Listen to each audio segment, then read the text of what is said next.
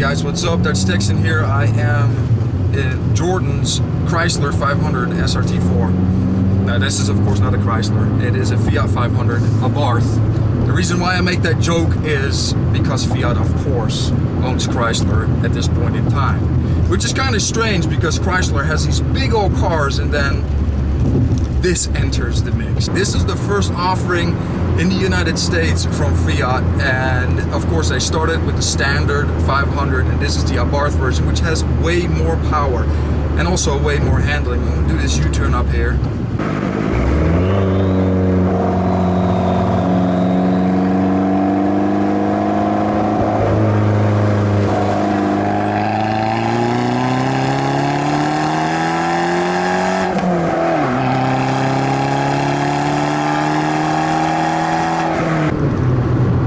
Actually tells you to shift up over here. That's pretty interesting.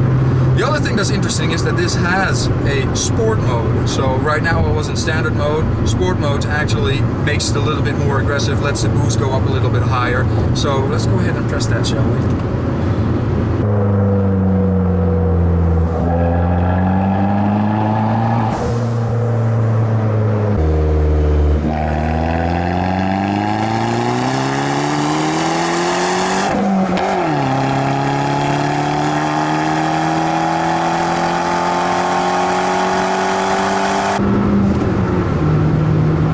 Strangely enough, in sports mode, it's not telling you to shift up.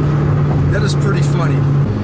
What I do hope though is that we're going to end up at a light in the future so I can see what the acceleration from a dead stop is. Now I can already tell you that this thing has plenty of guts, You would think that this engine, this 1.4 liter engine that is turbocharged, would have absolutely zero power whatsoever. But standard, they come with 160 horsepower and 170 pound-feet of torque. And that is a ton of power for such a small engine. That just shows you where technology has come. It's just insane the amount of power that they can get out of these small engines nowadays. I don't think we're gonna get lucky up there, man. Okay, it's green light up there. Let's see if I go slow enough, then I might be able to make it. Turn red. Turn red. Oh, really? This is like the longest green light ever. Yes! See, people never get excited for red lights except if you're me. Right. Sport mode, the shift light only comes up right at 65. Yeah. It'll tell you to shift and then it'll shoot a flame out the back and the anticipation is killing me. Oh, here we go.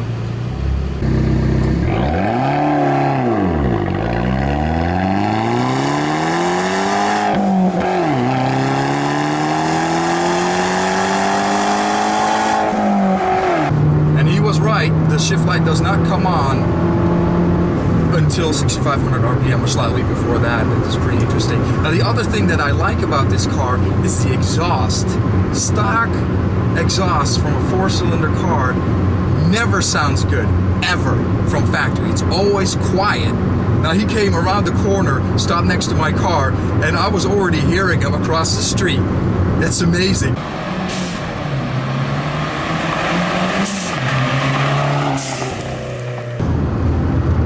And that turbo sound.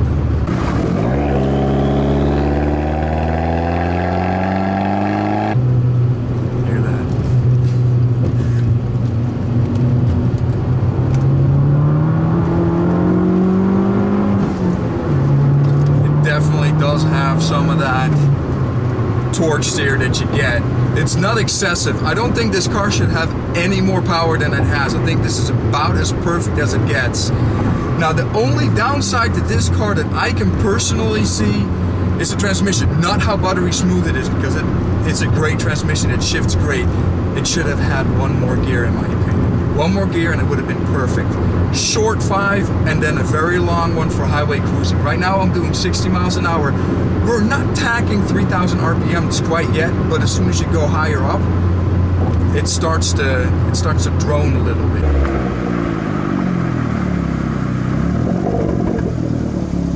Oh, what do you know? Another red light.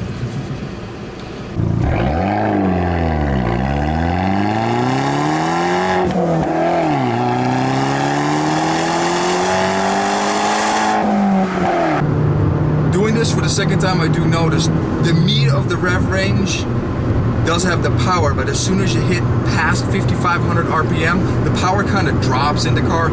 It's like, okay, you should really shift up to get the most amount of go-go, but it's still, it's a freaking fun car to drive. So what kind of miles per gallon are you getting on this thing? My daily route to school and work is it's about 15 miles on the highway, and I average around 28 because it's still a little bit in the city. But if you're going straight highway, you can get about 33 to 34. That's not bad. That's not bad at all. And I do love this shifter though. It's very precise.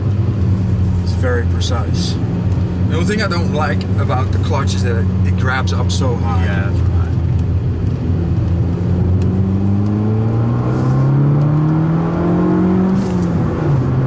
That blow-up valve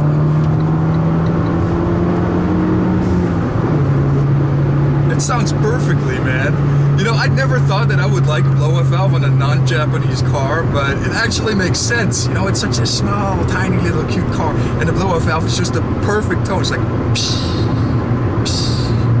Now, as far as the interior goes, I really do like the way that they laid this out. You know, there's only so much you can do with a small car, but the gauges are right in your face. The thing that's quirky about this, though, is you have the speed on the top, and then on the inner ring is the RPM. It takes kind of a little bit getting used to, but I really do like it, and it's really easy to just switch from speed to RPM to know exactly where you're at.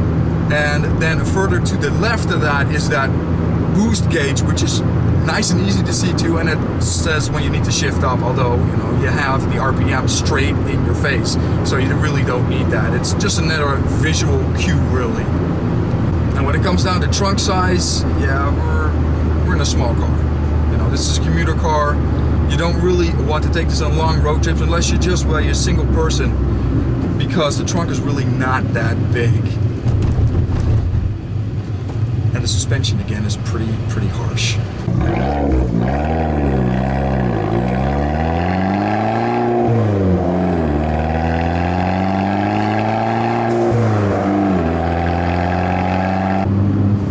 When it comes down to the space inside, for the driver, it is just perfect. Passenger as well, but the back, unless you have really small kids, you don't really want to be back there. It's cramped, it's tiny, but again, you know, it's a smaller car, so that's what you get.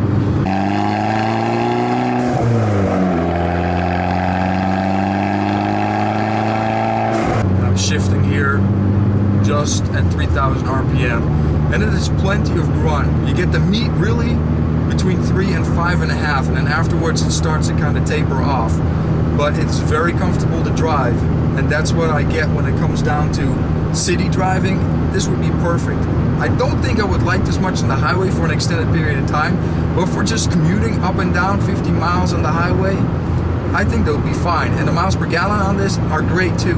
35 highway to the max, and he said already he gets 28 miles per gallon mixed driving, and he probably kind of drives like I do. or not. Or you're like a slow driver. I drive pretty aggressive. How can't you not with this thing? I love the way that this exhaust sounds again. This is just such a quirky car that really makes you go, yes! I'm driving this little 4-cylinder car that is so loud.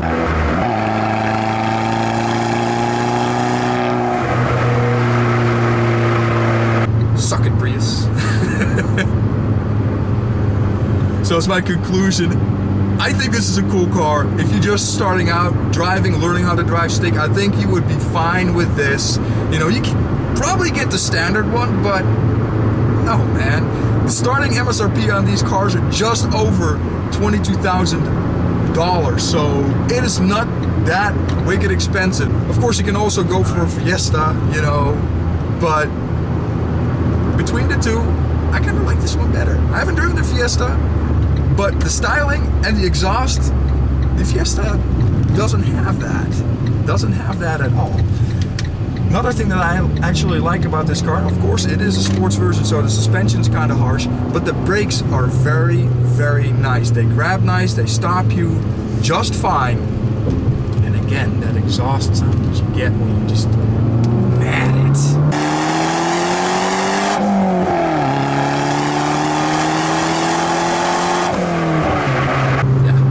great stuff. So with that, I hope you enjoyed this little review, and I'll see you on the flip side. And of course, thanks to Jordan. Without him, this would not have been possible. I really, really enjoyed doing this. Thanks, man.